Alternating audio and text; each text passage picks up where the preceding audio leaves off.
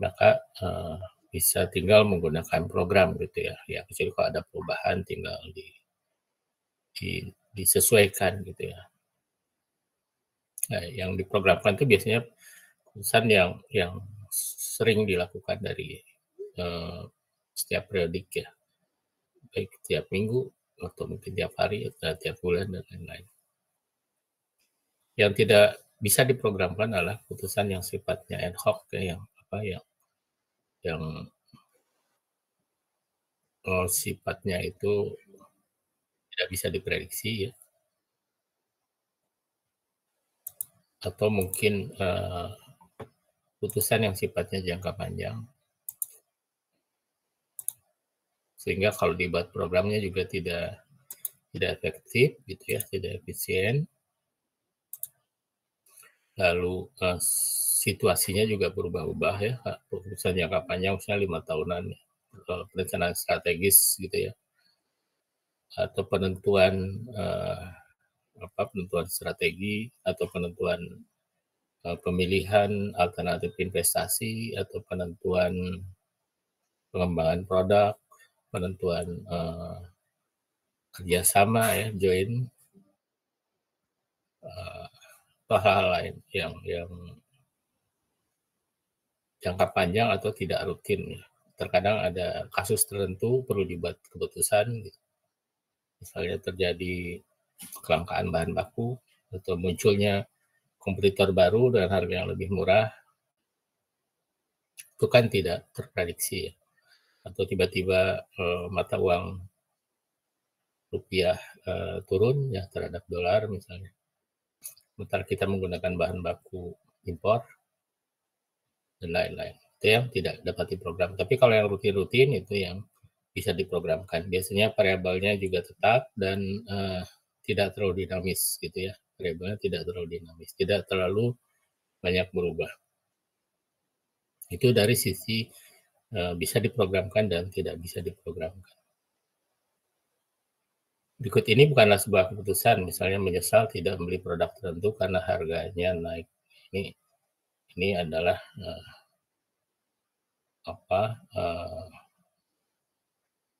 outcome ya dari keputusan terdahulu. Jadi misalnya sebelumnya kita memutuskan untuk tidak membeli produk tertentu pada saat diskon besar misalnya.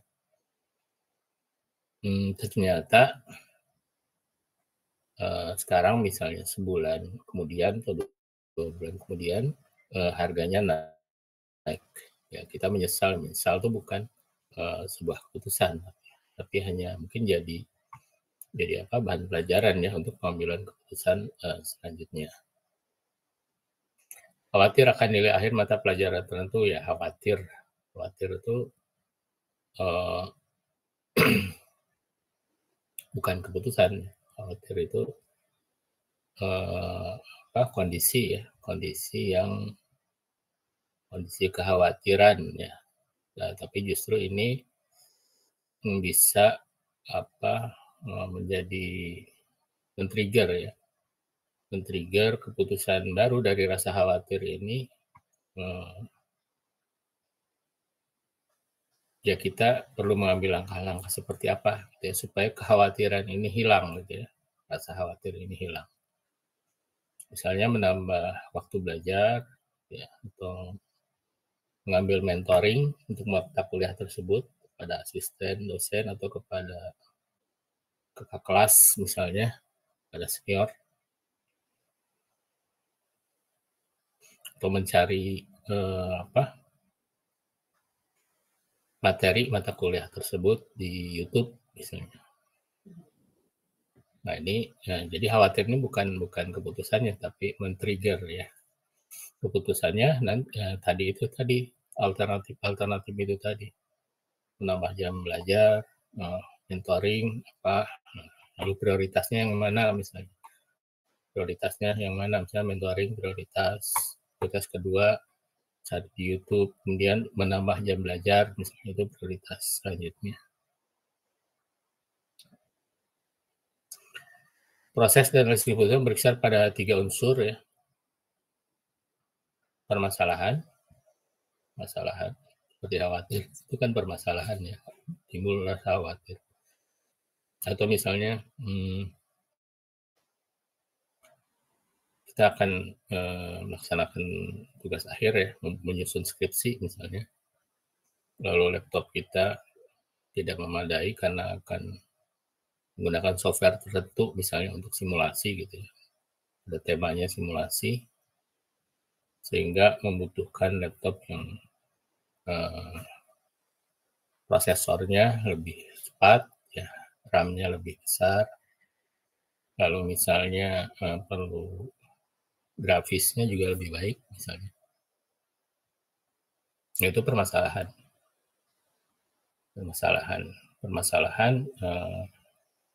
komputer yang ada tidak memadai, gitu ya. Itu permasalahan. Karena apa? Karena itu tadi ada beberapa faktor misalnya. Lalu misal katakanlah diputuskan ya kita akan mengganti ya, untuk tambahkan misalnya top yang ada.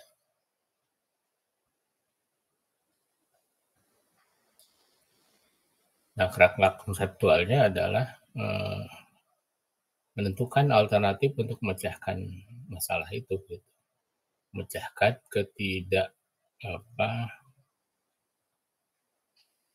spesifikasi yang tidak memadai dari laptop kita. Berarti kita harus antara lain kalau pinjam tidak mungkin lah gitu ya, misalnya ya kita tukar tambah aja gitu, atau ini dijual kita beli lagi yang lain. Tentu kita harus menentukan sasarannya apa gitu ya. Sasarannya adalah laptop yang RAM-nya sekian, prosesornya minimal Pentium 5 misalnya. Lalu grafisnya minimal seperti apa.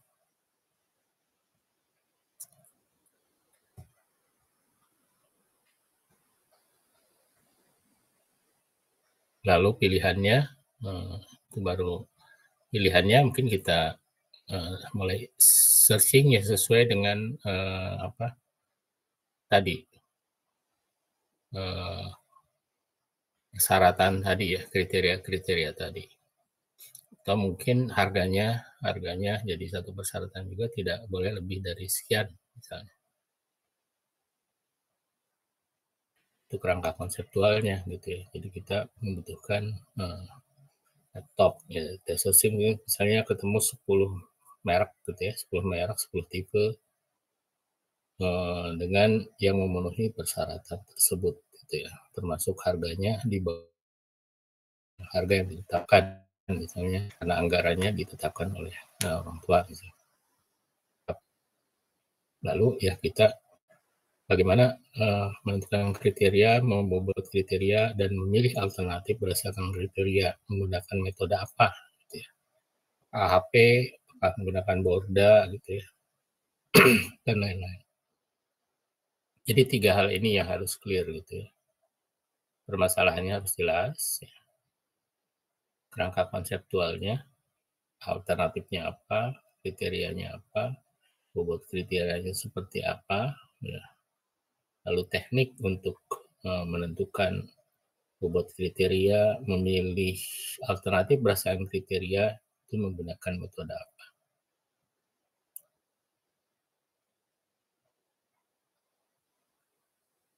Pendekatan dalam pengambilan keputusan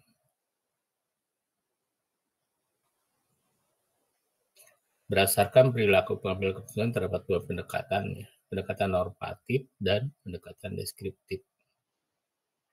Pendekatan normatif atau preskriptif ya, kalau yang bawah deskriptif, ini preskriptif,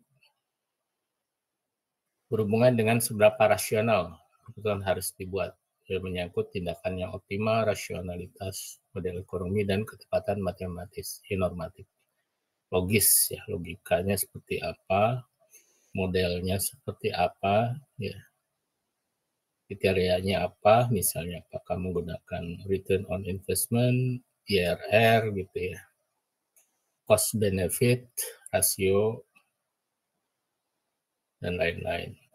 Jadi dalam memilih itu kriteria yang jelas dan logis. Itu normatif. Kalau deskriptif itu menggambarkan bagaimana orang atau perilaku orang dalam mengambil keputusan, misalnya. Untuk langkah-langkah apa saja sih yang dilakukan atau faktor apa saja yang diperhatikan oleh seorang CEO gitu ya dalam menentukan pilihan investasi misalnya, atau oleh siapa sih ya ahli saham gitu ya, tokoh ahli saham, apa saja, faktor apa saja gitu yang mendriver dia untuk mengambil keputusan dalam berinvestasi seperti apa gitu ya. Itu perilaku. Jadi lebih ke perilakunya, bagaimana orang melakukan pengambilan keputusan. Ini pendekatan deskriptif. Faktor apa yang diperhatikan, kriterianya apa saja gitu ya misalnya. Lalu apa yang men-triggernya atau mendorongnya untuk membuat suatu keputusan atau merubah keputusan yang ada gitu ya. Itu deskriptif atau perilaku atau behavior.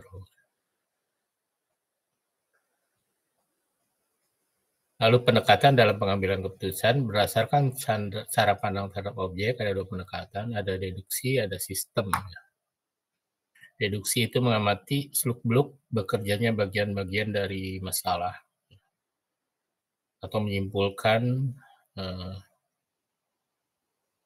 dari asumsi-asumsi gitu yang biasa digunakan, lalu mengambil bagian-bagian dari elemen-elemen yang perlu ditelaah gitu ya, lalu disintesis ya, menjadi penjelasan bagi seluruh masalah.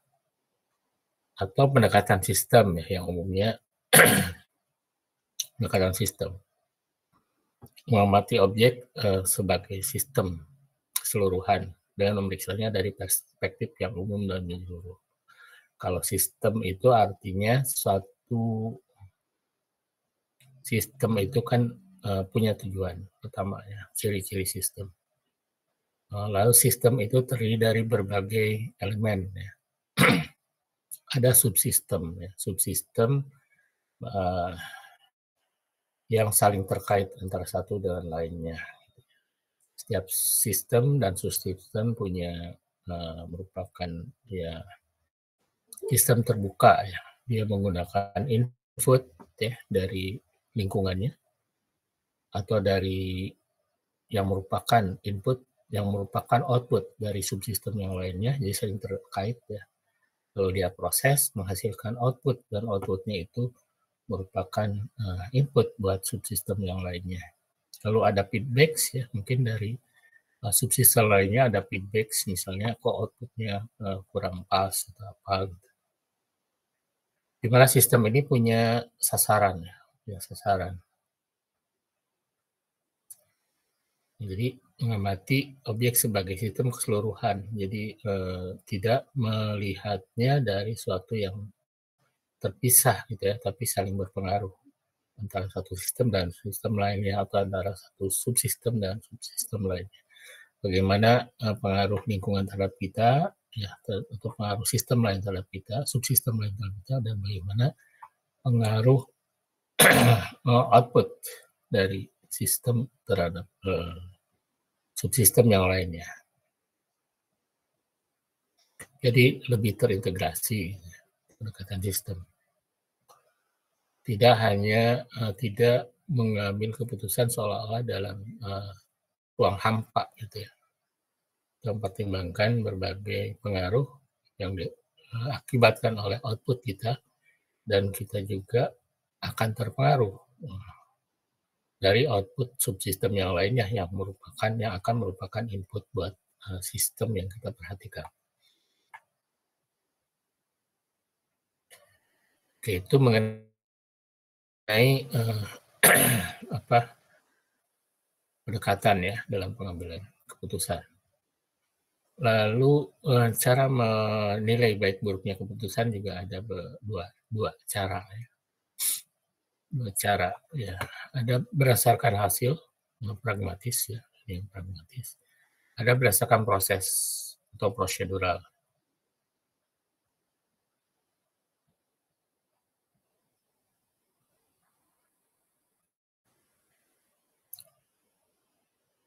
Kalau yang berdasarkan hasil atau pragmatis, itu menilai baik buruknya suatu keputusan hanya dilihat dari hasil akhirnya saja, gitu ya. Misalnya perusahaan tujuannya adalah memperoleh keuntungan, gitu. Meningkatkan keuntungannya atau meningkatkan asetnya, gitu ya. Pertumbuhan aset perusahaan dari waktu ke waktu. Nah, kalau yang penilaiannya berdasarkan hasil atau pragmatis, maka yang dilihat uh, hasilnya aja, outcome-nya saja, gitu. Tidak melihat prosesnya. Seperti misalnya investor yang menginvestasikan asetnya gitu ya pada berbagai peluang investasi, sementara dia sendiri tidak ikut campur gitu ya dalam mengembangkan dalam proses uh, investasi tersebut itu dia hanya pokoknya berinvestasi pada prospek-prospek yang menguntungkan tanpa harus mengetahui gitu ya bagaimana proses yang terjadi dari investasi tersebut, gitu ya, kegiatan investasi tersebut. Maka yang dia nilai adalah dari berbagai portofolio ya, portofolio itu kumpulan investasinya, dia hanya menilai investasi mana sih yang menguntungkan. Yang menguntungkan maka diteruskan, misalnya, atau bahkan ditambah ya investasi di sana. Tapi yang merugikan ya dia langsung tarik gitu ya. Asetnya langsung ya asetnya langsung ditarik, diinvestasikan di tempat lain. Jadi dia melihat proses itu sebagai black box gitu ya. Yang penting hasilnya. Gitu. Ada juga kan investor yang seperti itu, dia punya banyak dana, terus dia nanam investasi di berbagai tempat. Yang dievaluasi ya hasilnya. Tapi ada juga yang berdasarkan proses ya, atau prosedural. Kalau di perusahaan atau pemerintahan gitu ya, bekerja kita tentu tidak hanya dilihat dari berdasarkan hasil saja gitu, semata, tapi berdasarkan proses. Karena bisa saja hasil itu prosesnya sudah baik gitu ya. Belum tentu hasilnya baik. Hasilnya sesuai gitu.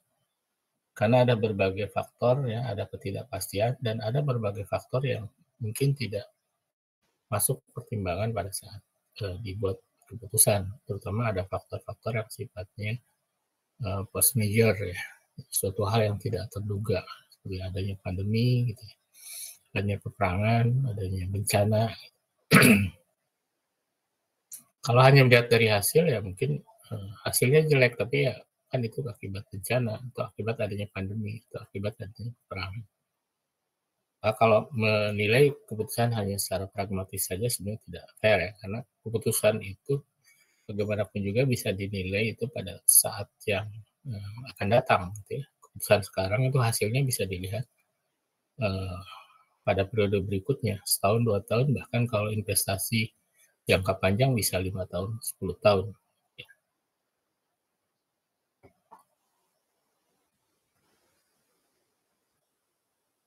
Nah, maka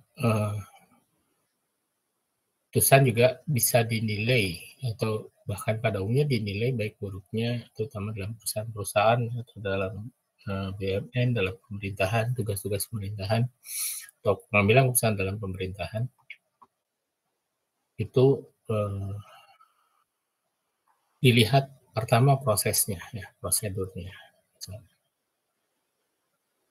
Misalnya, apakah keputusan itu didasarkan pada fakta, pada permasalahan yang real, permasalahan yang real. usulan investasi yang berdasarkan atau usulan perbaikan berdasarkan permasalahan yang real, ada dasarnya.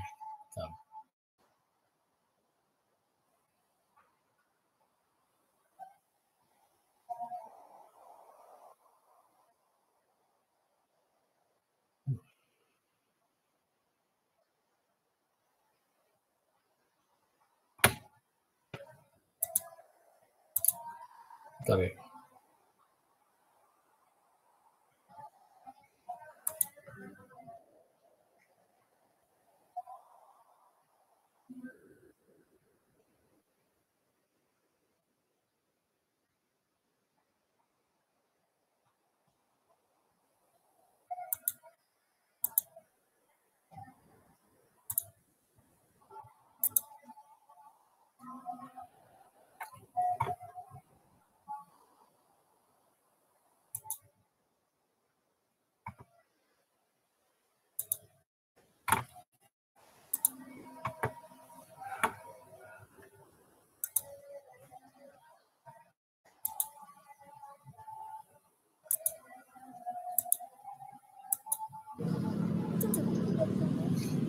Silakan yang belum absen, bisa menggunakan barcode sambil nunggu azan.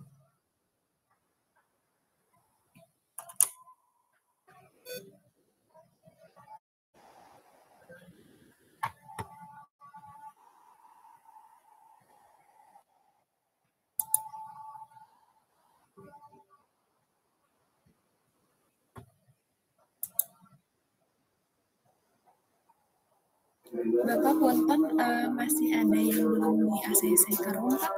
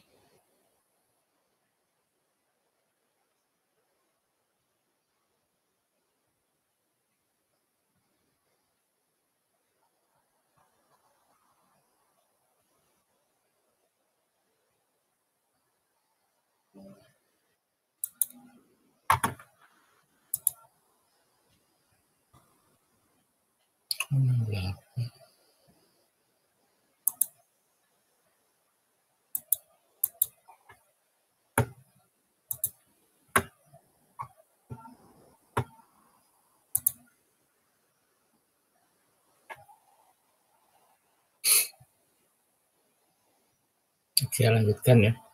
Ini ada 66, 67, Semua mahasiswa ada 68, 1 izin. Berarti 1 orang ya nggak hadir.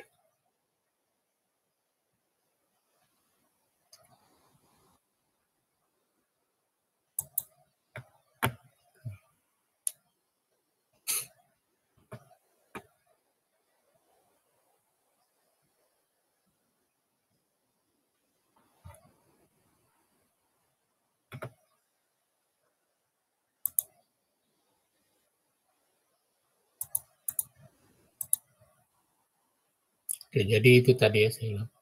Berdasarkan pragmatis, berhasil atau proses ya. Nah, dalam yang kita pelajari, terutama lebih ke proses ya, prosedural. Artinya pengambilan keputusan harus melalui tahapan-tahapan rasional, tahapan-tahapan pengambilan keputusan yang rasional, mulai dari identifikasi masalah, ya,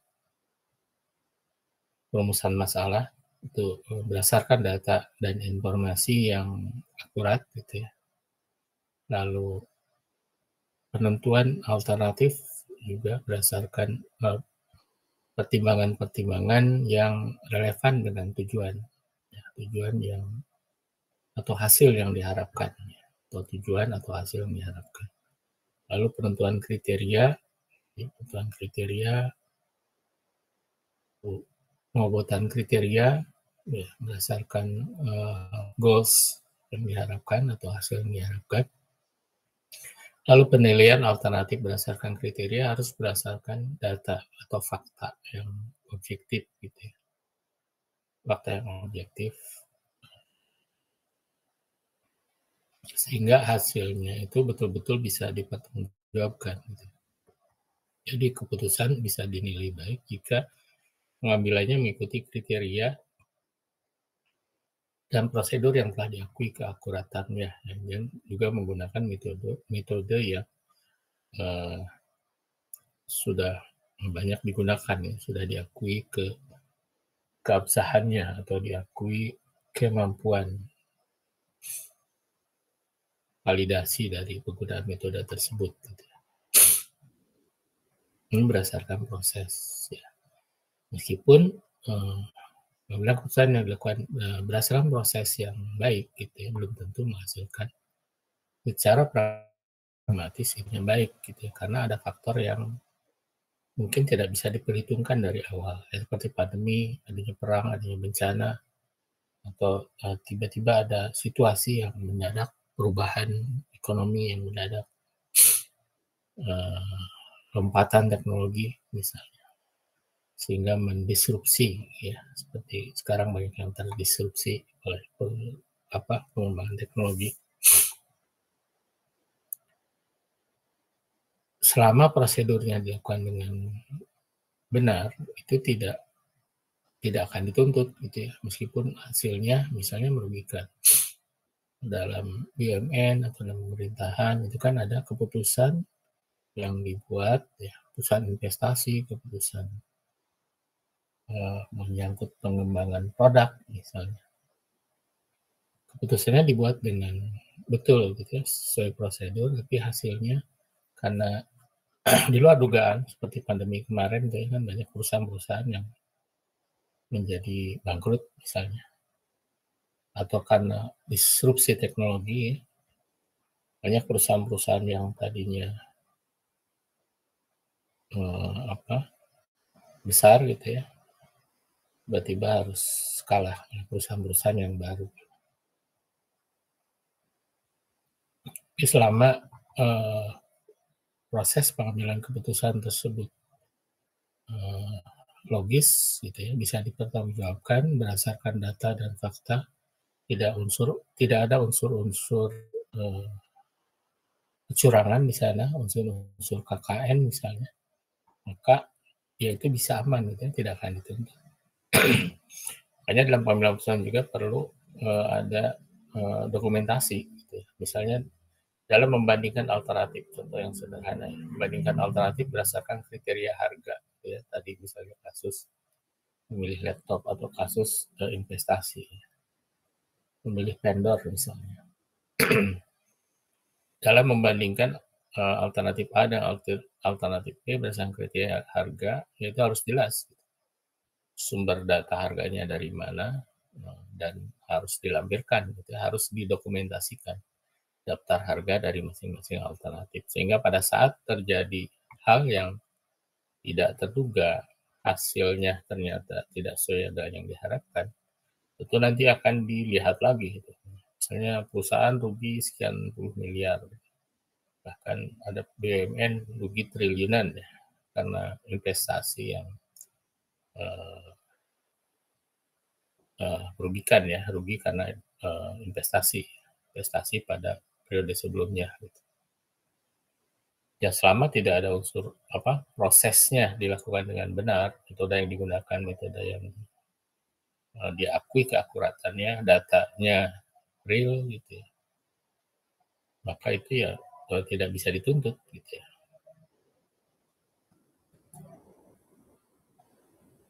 Keputusan yang baik versus hasil yang baik ya. Harus dibedakan antara sebuah keputusan yang baik dengan sebuah hasil yang baik.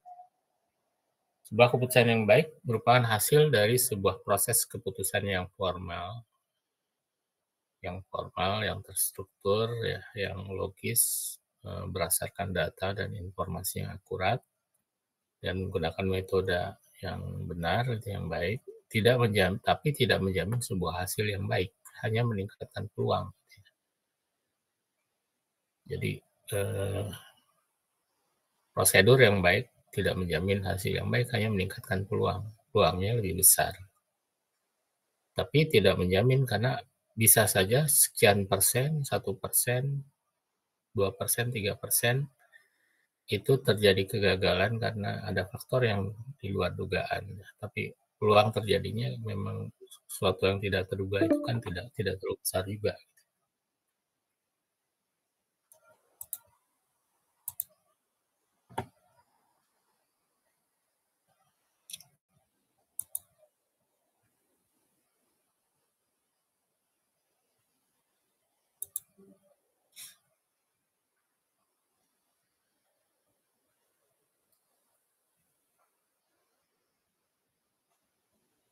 Sebuah keputusan yang baik dapat dijelaskan apa adanya. Ya. Jadi lebih terbuka gitu ya, bisa dijelaskan secara transparan, didasarkan pada data atau informasi ya, seperti misalnya ya dalam memilih alternatif jelas ya. Misalnya berdasarkan dari spesifikasinya, ada data spesifikasi, data harga, data garansi, dan lain-lain. Konsisten dan alternatif yang ada dan dengan preferensi pengambil keputusan. Sebuah hasil yang baik mudah dikenali, tapi bukan berarti itu hasil dari sebuah keputusan yang baik. Ya, kalau berdasarkan hasil, tadi kan ada dua, berdasarkan hasil atau berdasarkan prosedur yang benar. Kalau berdasarkan hasil ya gampang dikenali ya. Misalnya sekarang investasi, lalu kita lihat 3 tahun, 5 tahun kemudian, apakah investasi tersebut menguntungkan. Ya bisa kelihatan ya dari misalnya peningkatan aset, net present value-nya berapa dihitung gitu ya, return on investment-nya. Tapi bukan berarti itu hasil dari sebuah keputusan yang baik. Ya. Bisa saja dihasilkan dari sebuah keputusan yang buruk, hanya beruntung. Hasil tidak dapat dikendalikan hasil itu karena ada faktor yang tidak pasti tersebut gitu ya. Bisa saja seperti ini gitu ya. Jadi gambarannya seperti ini. Good decision bisa menghasilkan good outcome, hasil yang baik, atau bad outcome, hasil yang buruk. Good decision tapi probabilitas menghasilkan good outcome lebih besar, tapi tidak menutup kemungkinan hasilnya ya, ada kenyataannya keputusan tersebut berakibat kurang menguntungkan gitu ya. Karena faktor-faktor tidak pastian atau faktor yang bisa di luar dugaan tadi. Lalu bad decision itu bisa kemungkinan besar akan menghasilkan bad outcome, meskipun bisa saja good outcome karena faktor keberuntungan misalnya. Karena faktor keberuntungan bukan berdasarkan hasil perhitungan yang baik, yang matang, gitu, yang logis. Misalnya perusahaan ekspor gitu ya, diuntungkan karena kondisi misalnya nilai tukar mata uang rupiah yang anjlok gitu ya. Dia memperoleh pembayaran dari dolar sehingga revenue-nya meningkat beberapa kali lipat misalnya. Keuntungannya naik gitu ya. Tapi ya itu sebenarnya nggak sengaja gitu. Nggak sengaja, hanya kebetulan saja kondisi ekonomi yang ya karena perang misalnya atau karena apa sehingga nilai tukar dolar menguat misalnya.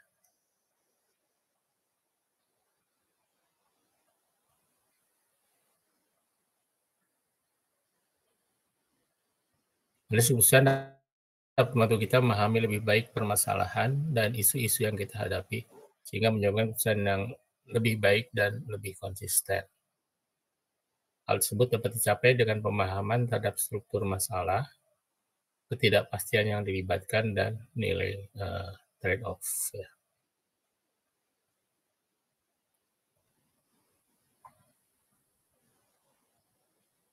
Jadi, dalam analisis keputusan, maka kita dipaksa bahkan untuk memahami permasalahan. Karena dengan membuat keputusan secara formal, ya kita dipaksa untuk melihat, mengidentifikasi masalah secara benar, gitu ya. Berdasarkan data dan fakta, gitu ya. Lalu kita melihat, meng-create alternatif-alternatif secara logis, gitu ya, sesuai dengan tujuan yang ingin dicapai. Lalu kita juga memilih kriteria-kriteria dalam rangka mengukur ya alternatif, menilai alternatif tersebut. Dan juga kita melihat ketidakpastian yang mungkin terjadi gitu ya. Dengan menggunakan what if analysis, simulasi dan lain-lain. Ketidakpastian contoh yang kemarin di kondisi ekonomi misalnya. Kondisi ekonomi salah satunya ya. Banyak faktor sebenarnya ketidakpastian.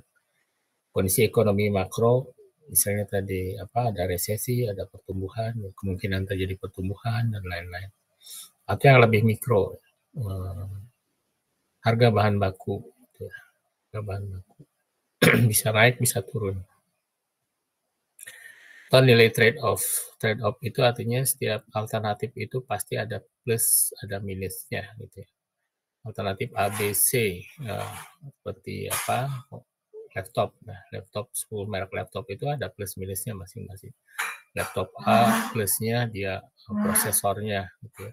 Tapi minusnya misalnya RAM-nya kecil atau baterainya tidak tahan watt-nya kecil sehingga cepat habis baterainya atau bobotnya gitu ya, atau harga dan lain-lain. Ada plus minusnya, ada nilai trade off.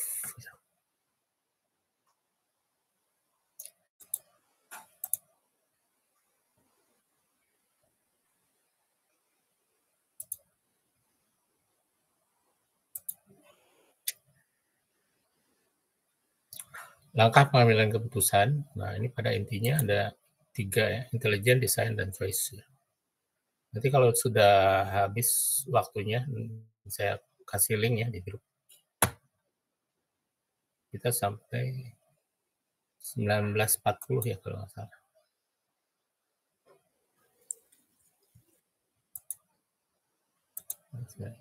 Ya.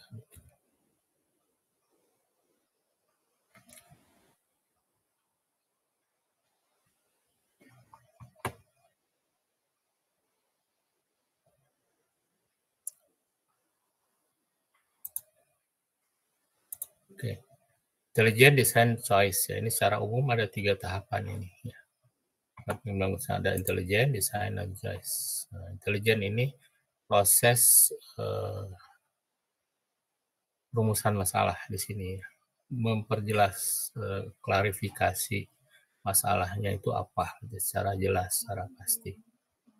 Lalu desain ini proses menstrukturkan informasi sehingga kita tahu penyebabnya apa, lalu kita juga bisa meng-create alternatif untuk menyelesaikan atau mencari solusi dari penyebab utamanya, ya.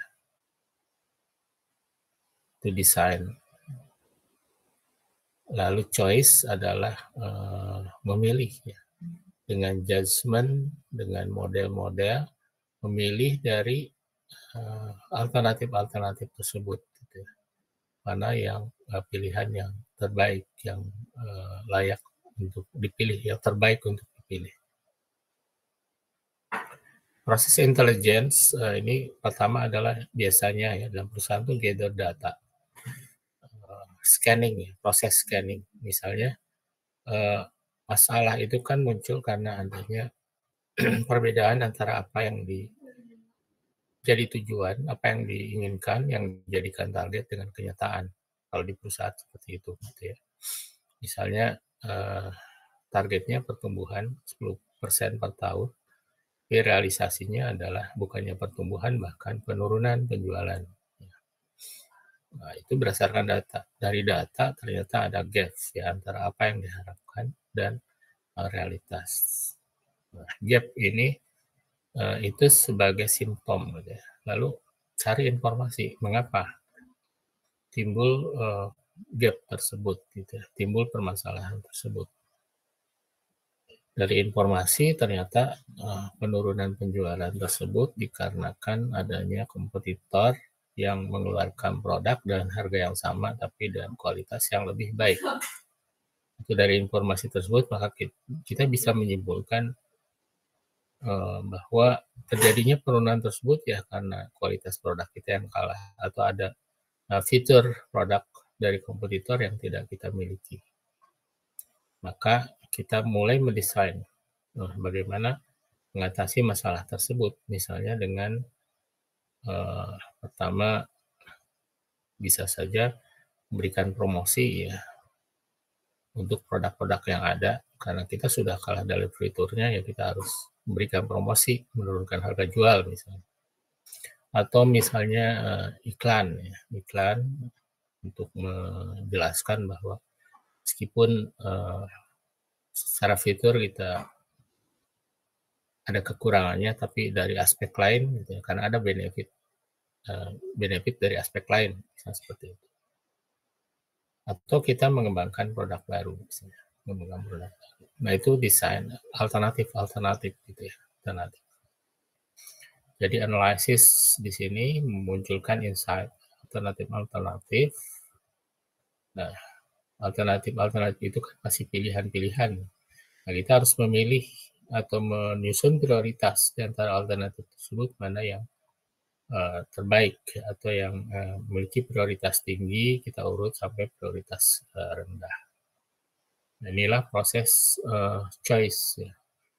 Ada faktor judgment, penilaian dari alternatif tersebut berdasarkan suatu kriteria. Jadi yang pertama adalah penentuan kriteria. Lalu pembobotan kriteria, karena tidak semua kriteria itu tidak sama tingkat kepentingan dari semua kriteria. Barulah decision di sini, decision. Jadi 3 hal ini ya, tahapan dalam pengambilan keputusan, intelligent, design, choice ya, secara umum seperti itu. Tahap pengenalan masalah, lalu menggali informasi untuk mencari akar masalah, lalu mendesain ya alternatif solusi, lalu memilih alternatif solusi terbaik. Di tahapan pengambilan keputusan adalah pengakuan adanya masalah ya. Dari mana ya, dari proses scanning tadi ya, melihat kesenjangan antara apa yang diharapkan dengan realitas, misalnya ada kesenjangan, lalu identifikasi penyebabnya apa, untuk melihat akar masalahnya apa. Seperti tadi misalnya kenapa turun terus penjualan, masalahnya adalah masalah kualitas, atau bisa saja masalahnya adalah ada kompetitor yang menjual dengan harga yang lebih murah, berarti masalah harga. Atau masalahnya misalnya karena distribusi kita terbatas, misalnya penyaluran produk kita selalu terbatas, atau resellernya kurang dan lain-lain gitu ya. Itu ada juga. Lalu menentukan tujuan misalnya tadi tujuannya adalah bagaimana mengembalikan tingkat penjualan sesuai dengan tujuan awal, tingkat penjualan yang meningkat lagi. Lalu kriterianya, nah kriteria dari cost-nya gitu ya. Kriteria ini untuk memilih alternatif. Kriteria ini untuk fungsinya untuk memilih alternatif. Kriterianya apa saja? Kalau untuk misalnya alternatif yang sederhana tadi, laptop ya.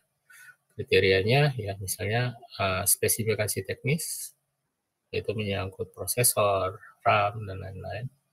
Harga, misalnya, garansi, itu kriteria. Berat, misalnya, model, dan lain-lain.